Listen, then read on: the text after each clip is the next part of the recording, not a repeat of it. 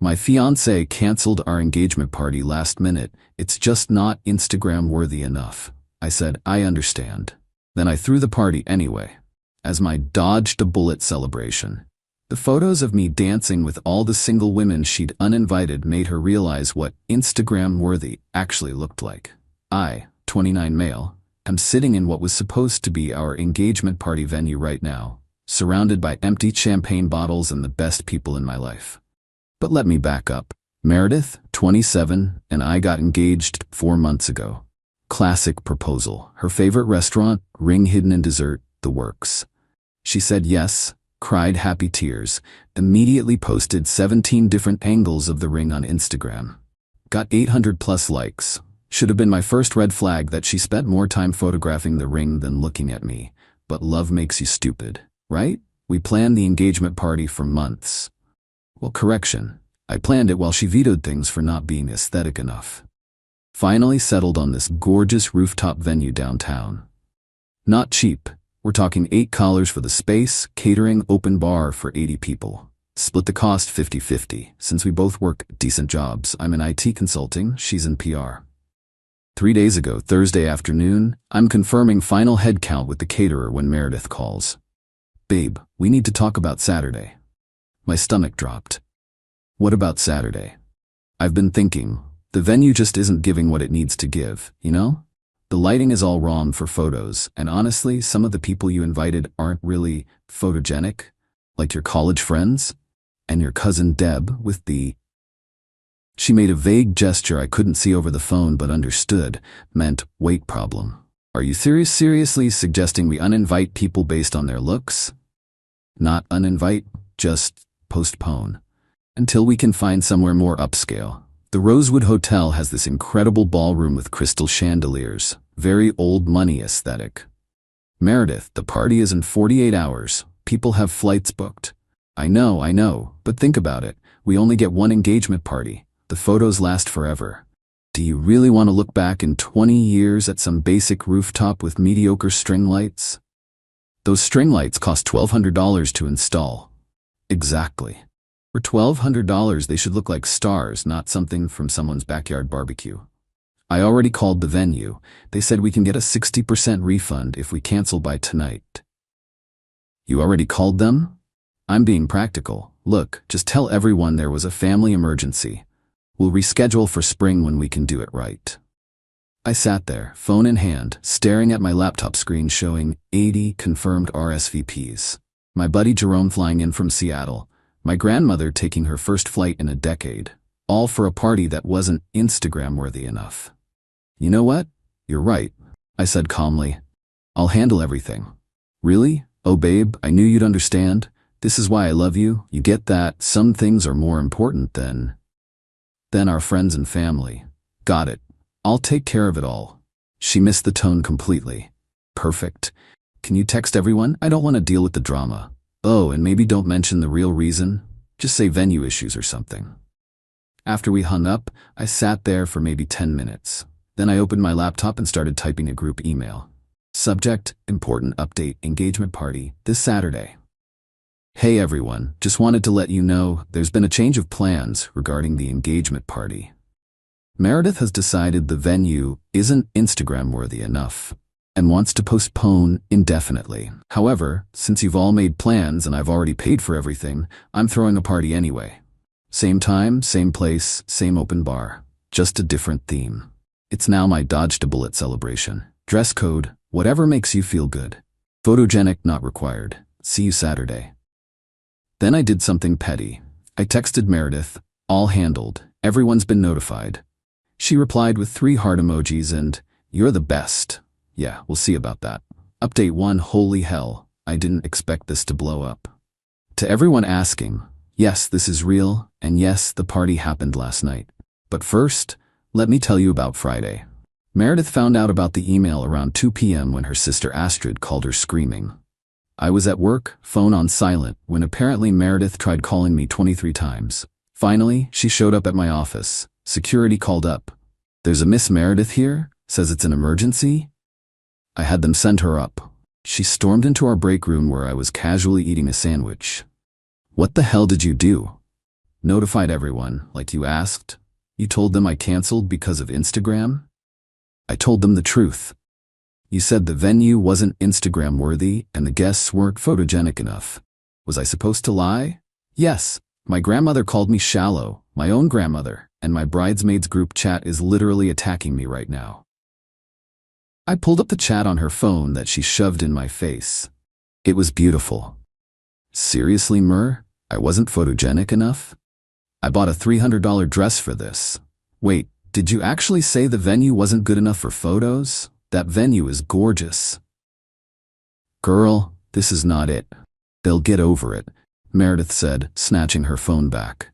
But you need to send another email, say you were joking or angry or something. No, excuse me? I said no, you canceled our engagement party because my friends aren't aesthetic enough for your social media. I'm not lying for you. Those people are laughing at me. Then maybe you should ask yourself why your behavior is laughable. She stared at me. Are you seriously taking their side over your fiancés? There shouldn't be sides. We should be a team. But you created sides when you decided your Instagram feed was more important than celebrating with people who love us. You're being dramatic. It's just a party. Then why cancel it? She couldn't answer that. Finally, she said, fix this, or we're gonna have a serious problem. We already have a serious problem, Meredith. She stormed out. 20 minutes later, I got a text. If you go through with this joke party tomorrow, we're over. I replied, okay. She immediately called. I didn't answer. Saturday, party day. The venue looked incredible. The coordinator, who'd heard about everything through the email, had gone above and beyond. This is the best thing I've seen in 15 years of event planning, she told me, then comped us extra decorations. People started arriving at 6. The energy was incredible. Everyone had embraced the theme. Jerome brought a cake that said, "Congratulations on your freedom." My cousin Deb, the unphotogenic one, wore a shirt that said, "Too pretty for your feed." My college buddies made a PowerPoint presentation called "Red Flags We Ignored." My 72-year-old grandmother showed up in a sequin dress because, if I'm not photogenic enough, might as well go all out. But here's the best part. Around 8 p.m., all the single women at the party, and there were quite a few, decided to do a group photo, recreating typical bridesmaid poses but with me in the middle instead of a bride. Denise, who'd apparently chosen Team Me in the breakup, was there and posted it immediately with the caption, "When you realize the groom was the catch all along." Within minutes, Meredith was blowing up my phone. I turned it off. The party went until 2 a.m. The DJ, who also heard the story, played Before He Cheats and Thank You Next for free. Everyone shared their own stories of dodging bullets in relationships. My buddy's wife admitted she almost didn't marry him because he wasn't tall enough for her wedding photos, and how stupid she felt about that now. By the end of the night, I'd danced with every unphotogenic person there, taken approximately 200 photos that were about joy, not aesthetics, received 7 phone numbers from friends of friends. Not ready for that, but nice for the ego. Heard from at least 12 people that they never really liked Meredith anyway. Learned that Meredith had apparently asked 3 different bridesmaids to lose weight before the wedding. That last one hit different. Update 2. Sunday morning came with a vengeance, both my hangover and Hurricane Meredith. She showed up at my apartment at 9 a.m. with Astrid and her mom Catherine. I answered the door in yesterday's clothes, probably reeking of whiskey. "You look disgusting," was Meredith's opening line. "Thanks, why are you here?" Catherine pushed forward. "To talk sense into you. How dare you humiliate my daughter like this?" "I didn't humiliate anyone. I told the truth. You turned our family into a laughingstock. Everyone's talking about it. Even my book club saw the photos." Ah yes, the photos. Turns out the party had gone viral in our social circle. The bridesmaid photo with me had over 500 likes. Someone had made a TikTok about the dodged a bullet party concept that got 50K views overnight. The venue had asked if they could use our story for marketing. I said yes. "You need to fix this," Catherine demanded. "Post that you were drunk and angry. Take down those photos and apologize to Meredith publicly." No, and no. Meredith started crying, full theatrical tears. "I just wanted our day to be perfect." "Is that so wrong?"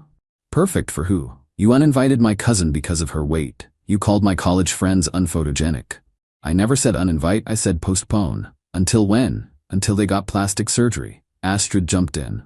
You're twisting everything. Mur just has high standards. High standards or shallow priorities? Then Meredith made a tactical error. She went for the jugular. At least I have standards. Look at yourself. You're nearly 30, working some mediocre IT job, living in this basic apartment. I was trying to elevate you, to make you someone worth being with. The room went silent. Even Catherine looked uncomfortable. Wow, I said. Thank you for making this so much easier. Get out. We're not done. Yes, we are. The engagement is off. Keep the ring, maybe you can get some good photos with it. Meredith's tears stopped instantly. You can't break up with me. I'm the one who should be breaking up with you. Okay, break up with me then. That's not, you can't just leave. Now, or I call building security. Catherine tried one more time. You're making a huge mistake. No one else will put up with. With what? My mediocre job, my basic apartment, my unphotogenic friends? I'll take my chances. They left, but not before Meredith grabbed my arm. This isn't over. You humiliated me. Everyone thinks I'm some shallow monster. Then prove them wrong. Or prove them right. Your choice, but do it somewhere else. Monday came with new developments. Meredith had gone nuclear on social media. Posted a long story about how I'd manipulated the narrative and turned people against her and revealed my true controlling nature. She claimed I threw the party to spite her and that she'd been having doubts for months about my emotional instability. Here's the thing about mutual friends, though. They'd all been at the party. They'd seen the email where she admitted to the Instagram comment. They had screenshots. The comments were brutal. Girl, we were all there. Stop lying. You literally told me last month you wanted Brett to lose 20 pounds before the wedding photos. Didn't you make your sister dye her hair because blonde bridesmaids photographed better? This is embarrassing for you. But my favorite came from Denise. Honey, the only thing he manipulated was that open bar, and we thank him for it. Meredith's response? She started blocking people. Anyone who didn't immediately take her side got cut off. By my count, she blocked about 40 people in 2 days. Then came the voicemails. When I wouldn't answer her calls, she left increasingly unhinged messages. You've ruined my reputation. No one will ever take me seriously again. My influence is gone because of you. She had 3K followers. You'll regret this when you're alone forever. The last one made me laugh. Alone sounded pretty good right about now. Update 3. Yesterday, things got interesting. I got a call from my apartment complex office. Apparently, someone had called in a complaint about excessive noise and parties from my unit. The description matched Saturday's party, which happened at the venue downtown, not my apartment. Then my boss pulled me aside. Someone had sent an anonymous email to our HR department claiming I was unstable and had publicly humiliated a coworker. Meredith doesn't work with me, and suggested I might be a liability to the company culture. My boss, who'd actually been at the party with his wife, told me not to worry about it, but to document everything. But the real kicker came last night.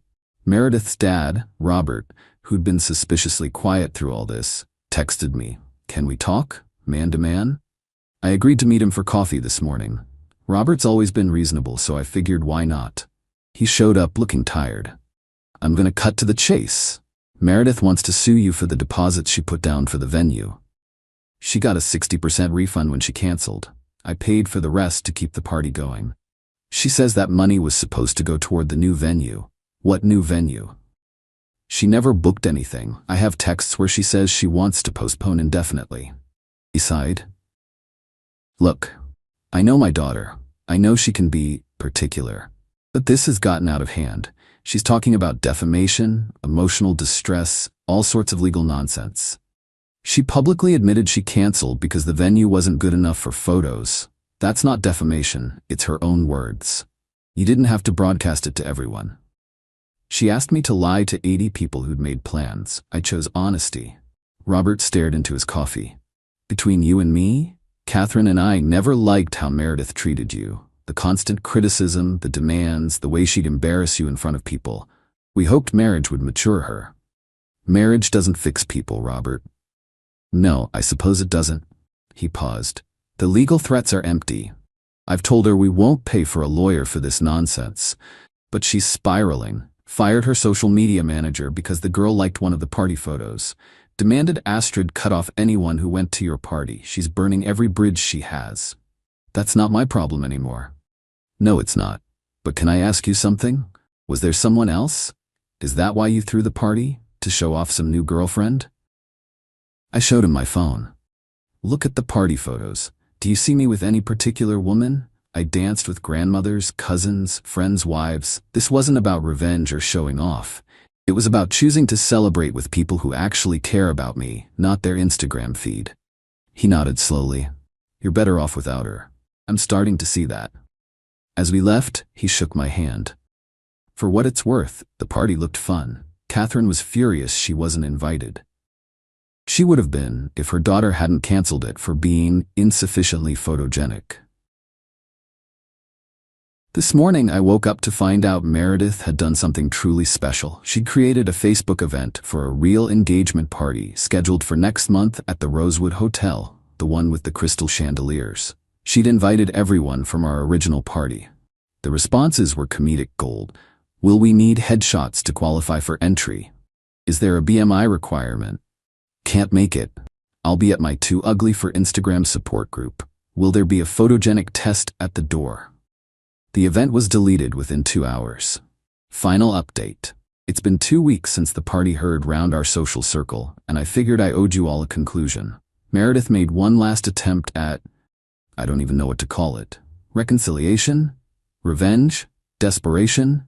She showed up at my office yesterday with a professional photographer. Yes, really. Claimed she wanted to do a couples shoot, to show everyone we're working through things. The photographer looked mortified when security wouldn't let them up, and I had to come explain that we were not, in fact, a couple. This could fix everything, she insisted. We do a shoot, post about how love conquers all, everyone forgets the party disaster. Meredith, we're not together, there's nothing to fix. But the optics? I don't care about optics, I care about reality, and the reality is, we're over. The photographer quietly packed up and left while she stood there. Then she said something that actually made me feel sad for her. I don't know how to fix this. Everyone's laughing at me. My follower count dropped by 800. Brands won't work with me anymore. You ruined my life over one comment about photos. No, Meredith, you ruined your relationships over prioritizing appearance over authenticity. I just stopped enabling it. She left without another word. The aftermath. The venue has literally created a package called the Dodged Bullet Special for people calling off engagements. I've had 3 different friends ask if they could steal the concept for their own breakup parties. Denise and I have actually become decent friends, purely platonic, before anyone asks. My cousin Deb got asked out by one of my college friends who met her at the party. Jerome is planning his own bullet dodge party for his divorce finalization. As for me, I'm good. Better than good, actually. I'd been so focused on making Meredith happy, on being worthy of her, that I'd forgotten what it felt like to just be myself. To be around people who like me as is, not as some potential Instagram prop. I went to dinner last week with some friends. Nothing fancy, just a burger place. We took exactly 0 photos. Laughed until we cried. Nobody criticized anyone's appearance or worried about lighting. It was perfect in its imperfection. Meredith's sister Astrid actually reached out yesterday to apologize. Apparently, Meredith's been making everyone around her get approval for their social media posts and demanding they remove any photos where she doesn't look perfect. Astrid's exact words were, "I thought you were overreacting, but holy hell, you dodged a nuclear missile." The ring, I'd told her to keep it, but she mailed it back with a note about how it wasn't the cut she'd wanted anyway. I sold it and donated half to a local charity that provides photography services for low-income families. Posted the receipt on Instagram. Petty? Maybe. Satisfying? Absolutely. Looking back, the red flags were everywhere. The way she'd crop people out of photos. The constant retakes. The time she made me change shirts 3 times for a casual coffee date photo. The way she'd angle herself in front of anyone she deemed less attractive in group shots. But you know what the craziest part is? I genuinely thought that was normal. That being constantly criticized and found wanting was just part of being in a relationship. that love meant changing yourself to fit someone else's aesthetic. Turns out love should be about choosing someone whose flaws you wouldn't airbrush out, who you'd want at your party even if they showed up in sweatpants, who makes your life better by being real, not by being photogenic. So yeah, I threw a party to celebrate dodging a bullet, and honestly, it was the most Instagram-worthy thing I've ever done. Not because of perfect lighting or aesthetic guests, but because every single photo radiated genuine joy. Meredith's still posting. Lots of motivational quotes about knowing your worth and cutting out toxic people. The comments are mostly from bots she probably bought.